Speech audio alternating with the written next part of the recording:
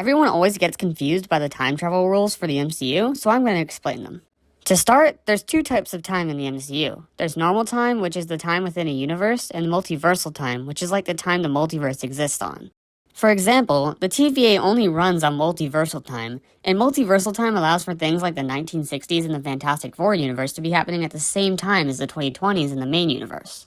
So, when you go back in normal time, aka the time of an individual universe, it will just create an alternate timeline, leaving the original timeline unaffected. That's simple. But with multiversal time, there are two types of time travel. The first is when you physically travel to an earlier point in multiversal time. When you do this, you can't actually change what happens. Whatever you do will just have always happened.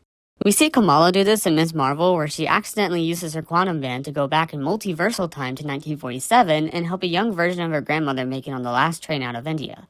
Kamala also hears about this story earlier in the show, not knowing it was her that created the Trail of Stars mentioned in the story. The second type is when you go back in multiversal time into the body of your past self. This is the only way you can actually rewrite time. We see Loki do this for most of the series finale of Loki, where he's constantly changing the timeline trying to find a way to save the multiverse. The biggest challenge to this theory is Eyes of Wakanda, where a Black Panther from 2396 goes back in normal time and presumably changes the timeline. To me, the only way that this makes sense is that in the Sacred Timeline, the War Dogs actually leave behind the axe all on their own.